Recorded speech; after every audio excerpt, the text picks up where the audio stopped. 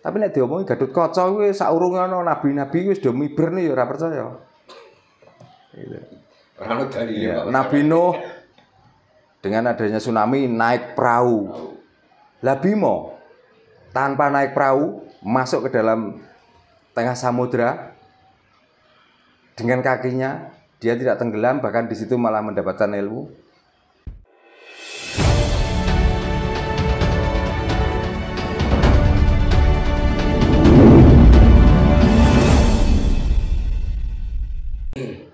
Kalau saya melihat, Pak, antara orang Jawa, Nusantara sendiri dengan orang Cina itu, saya pikir dengan melihat fenomena yang di masyarakat itu malah wong Cina, Pak. Contoh kecil, Pak Darnowi.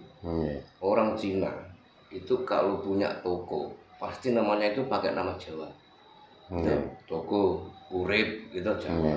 Itu Pak. Prasojo. Nah, coba kalau orang Jawa toko Barokah, toko Hidayah, Amanah. Toko Amanah. Nah, berarti kan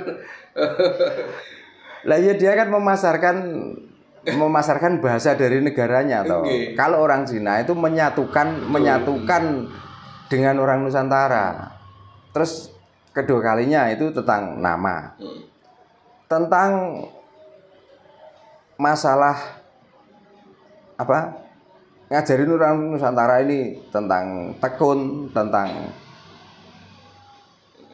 ya tekun, terus ulet. Orang-orang mana? Jajan. Ini orang-orang Cina toh? Cara manajemen yang baik bagaimana? Kebanyakan kan orang-orang Cina. Lah orang agama. Ya disuruh tekun, disuruh ulet, tapi kumpulkan setelah nanti dapat bawalah ke negara Arab.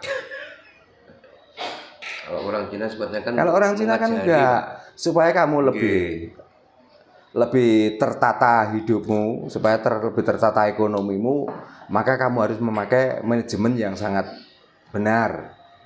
Makanya orang Cina itu mengajarkan, kalau dapat 100.000, makanlah yang 25, yang 75 untuk kepentingan berikutnya. Itu. Kalau agama, kamu dapat 100, habiskan, karena besok kamu masih di sawisi karo gustimu. Caranya gimana? Kumpulkan orang, jak makan-makan. Kalau masih kurang utang sedikit gak apa-apa, karena itu ganjaran. Nanti kamu akan mendapatkan pahala yang berlimpah. Nah, apa yang terjadi? Itu dikerjakan, dalam hati itu bangga karena ini sedekah. Karena mikir, setelah acara itu besok ditagih toko ya ora masalah. Yang penting kan waktu ada acara itu wah. Nah dari situ sudah bisa dilihat kok. Karena apa? Dari dulu acara orang-orang dari luar Nusantara, terutama orang-orang yang membawa agama, satu sabane itu mesti kuburan, nomor loro sabane panganan, wis pasti. Ngumpul gak ada kuburan karo panganan juga ada perkumpulan apa-apa. Dan apa yang dibahas? Coba Swarga.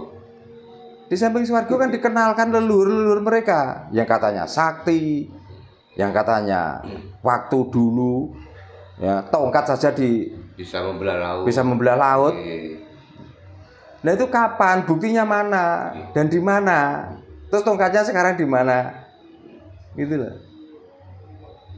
Orang yang dinamakan ini bisa terbang. Tapi nek diomongi Gatot Kaca kuwi saurunge ana nabi-nabi wis do miber ya ora percaya. Gitu. Ora ono dalile, Pak. Nabi Nuh dengan adanya tsunami naik perahu. Lah Bima tanpa naik perahu masuk ke dalam tengah samudra dengan kakinya, dia tidak tenggelam, bahkan di situ malah mendapatkan ilmu. Di sana ada nabi namanya Sulaiman, bisa ngomong sama hewan. Di sini ada Prabu Angkleng Darmo. Dia bukan seorang nabi, bukan orang agamis, tapi bisa ngomong dengan hewan. Pernah cerita itu disampaikan? Pernah cerita itu diajarkan? Coba. Lakunya Prabu Angkleng Darmo itu dulu seperti ini loh, makanya sampai bisa ngomong dengan hewan. Kok gak pernah diceritakan? Tapi orang yang tidak jelas asal-usulnya dan keberadaannya dan peninggalannya sampai sekarang itu di mana? Sampai sekarang itu diceritakan terus. Dari dulu sampai sekarang kok sudah diceritakno iku wae. Ya, Jal. Ini kamu ora payu ya Pak Jarno. Nah, makanya kalau bisa, terutama orang-orang Nusantara, orang Jawa, kalau dengar penjelasan dari ustadz-ustadz yang seperti itu, kan saya kalau komen di Facebook dewe, saenakku dewe. Mosok malaikat tok kalah karo kabeh lho. Padahal katanya malaikat lebih mulia daripada manusia katanya. Bahkan mau yang mencabut nyawa ya malaikat, yang menyiksa di alam kubur ya malaikat. Kok ada Habib yang menerangkan karena dia seorang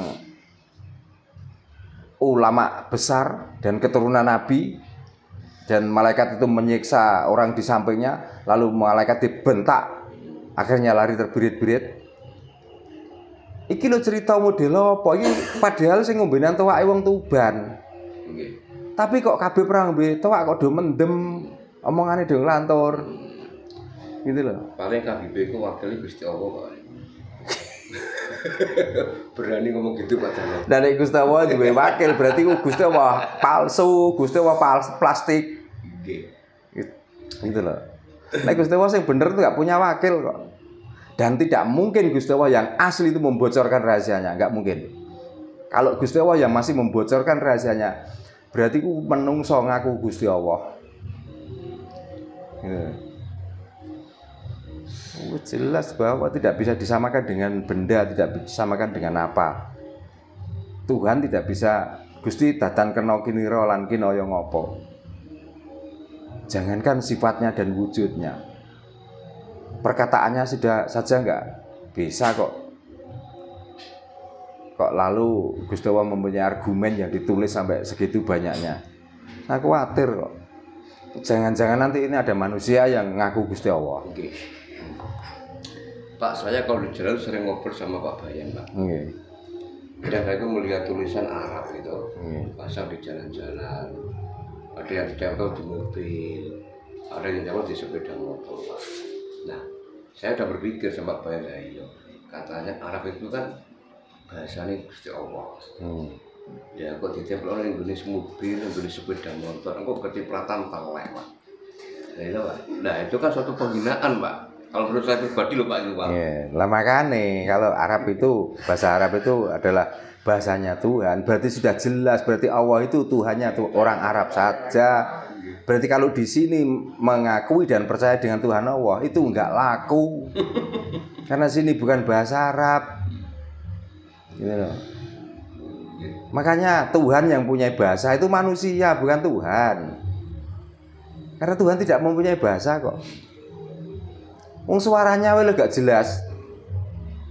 Apakah itu ngeses, apakah itu merintih, itu gak jelas suaranya Tuhan kok. Kok sampai Tuhan mempunyai bahasa? Apalagi punya tulisan. Apalagi bahasanya bisa ditulis. Berarti ada manusia yang ngaku-ngaku Tuhan, ngaku-ngaku Allah. Nah ini masih banyak orang yang tidak sadar dengan itu. Dan itu secara langsung kalau sampai berarti suatu penghinaan Pak Jarno. Mestinya kan nggak layak kan ditaruh di situ. Nah, dia itu nggak tahu hina kok. Kalau tahu hina nggak mungkin omongan celometan.